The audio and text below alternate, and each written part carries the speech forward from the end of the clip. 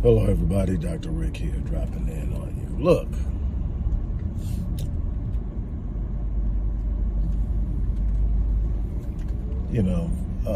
as I stated this morning, look, I've been off a few days, which hardly ever happens. I mean, like, it can go years.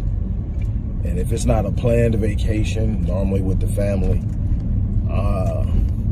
I may be out Sunday, which is something I promised my wife and my family, that I wasn't going to work Sundays unless absolutely necessary.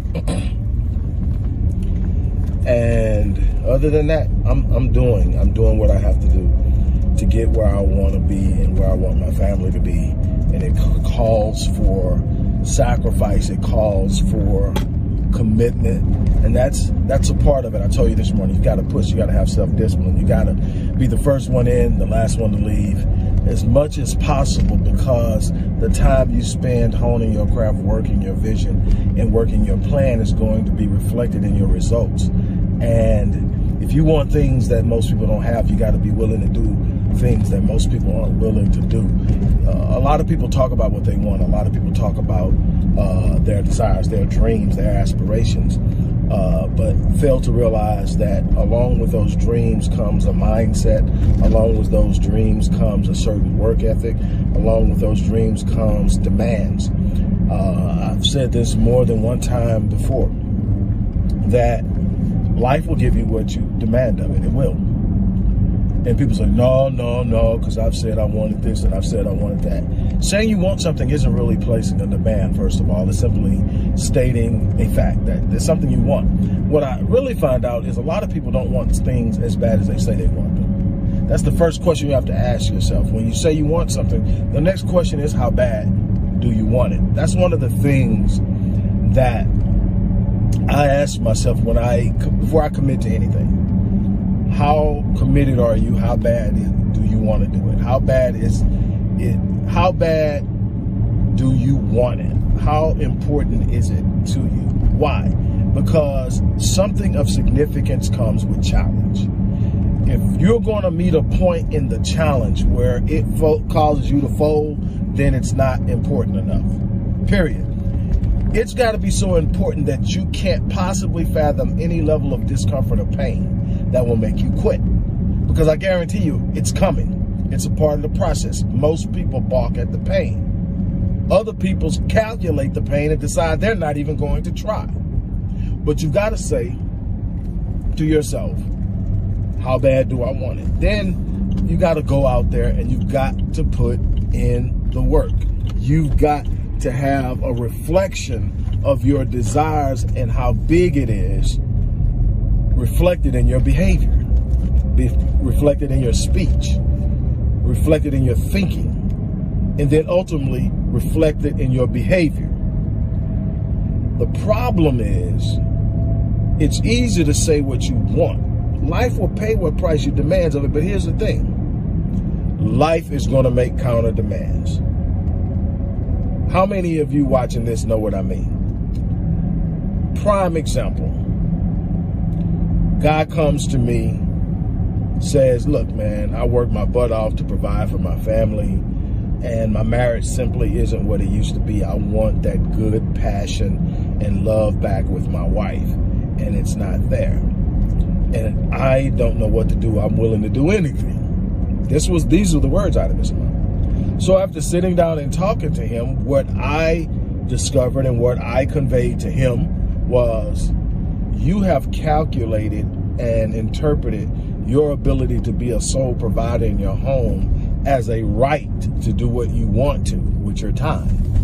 Now, while you're not cheating on your wife in the traditional sense, you're spending way too much time with your buddies. 3 and 4 nights out a week with your buddies is not what a married man does. A married man's responsibilities doesn't end with his paycheck. There's so much of a problem in that conveyance in these days and times that if you're providing, that's all you have to do. No, actually, you're supposed to be protecting before you're providing. Protection comes before provision. And people don't get that, because this is a get the bag society. This is a take care of me society. And people don't realize that relationships are give and take. While she may not be paying the bills. She's rearing your kids. She's literally the most powerful influence in the lives of your kids in the early stages. That should mean a whole lot to you. That should let you know the value of this person. But because it's all about who can pay the bills, it's all a financial equation, we lose it. But I digress. So what I told him was, you are going to have to cut the time you spend with your boys, maybe once a month, at the most twice. Spend that time at home. Go home. Ask her what she needs help with. Ask her how her day went. Sit down and have quality time with her. And he said, okay, I'll do it. He did. He went home and he did exactly what I told him to do. Came back a couple of months later, hot, saying it's gotten worse. I did everything you told me to, and it got worse. I'm saying, oh really? Let's talk. What ultimately happened is he did. He went home and he was spending time with his wife instead of his boys, but he was resentful, and it showed up in his attitude. It showed up in the way he talked to her. It showed up. So what happened is she got even more upset because now you are not doing what you want to do, and it shows even more. Now you're here with me, treating me like you want to be somewhere else instead of just being somewhere else. So he's like, just go. And so I said, look, you've got to get in your mind that your wife is more important than spending time with your boys. That's a problem. And so I just brought it to him. Like, you told life you wanted a better marriage. You wanted your marriage back. Life said you're going to have to stop chilling with your boys. You're going to have to show your wife some love. Simple side of it. That's the counter demand of life. Anything you tell, you want better financial situations. Life's going to say, stop spending so much in the mall. Stop buying a car every other year. Stop doing a bunch of things that you're doing that doesn't contribute to your wealth building. Stop spending frivolously. Start investing. Every time money leaves your hand, it's doing one or two things. It's either consuming or investing. It's going into something that brings a return or going into something that depreciates with time. If you want to build wealth, you got to do more investing and less consuming. It's that simple. And you got to make some wise decisions on what you invest in. Stuff. But I mean, all things considered, that's got to be the mindset.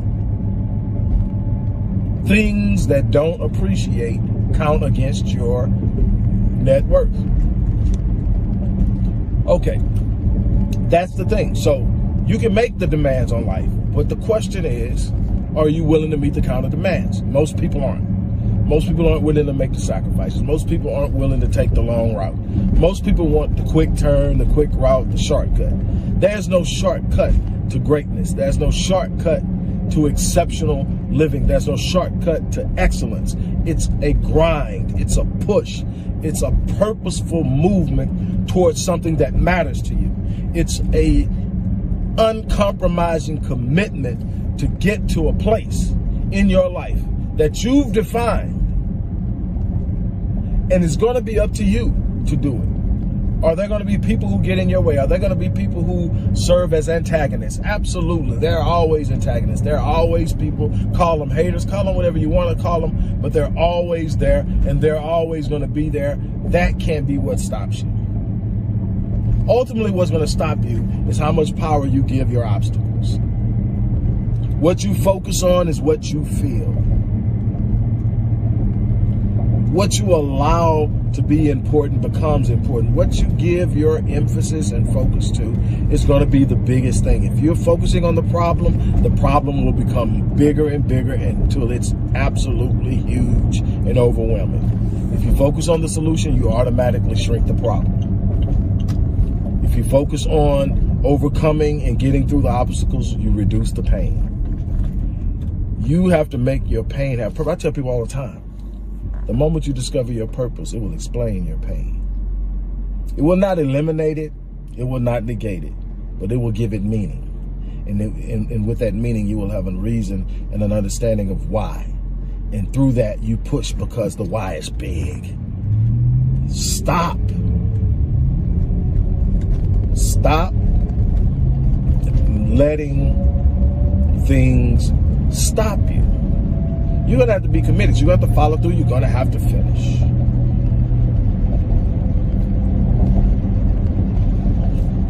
Look, I'm not going to stay longer, but look, I would love to work with you.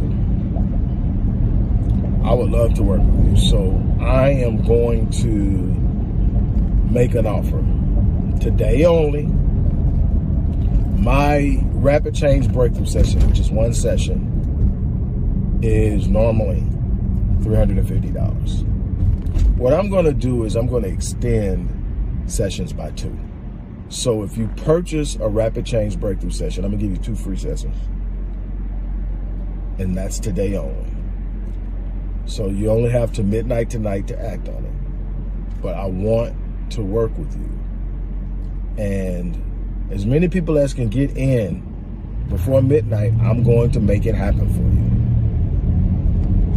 In 3 sessions, you would be surprised what I can do. In 3 sessions, you'd be surprised what you can do. But you can't sit around thinking things are just going to fall in place because you want them to. That's not how things happen. So I'm going to get off and I'm going to challenge you. Get those sessions. Also, become a member of the Epic Realm community. But definitely get those sessions. When you get it, the support team for the Visionetics Institute will email you to set up your schedule for your sessions. And we're going to start to make things happen. But you got to get started. You have to get started. There's always going to be a reason not to. There's always going to be something you can sit and say, well, this is over. When I stop doing this, when that. And you will find yourself 20 years in the game and you still haven't done it. Stop making excuses and make a move. On that note,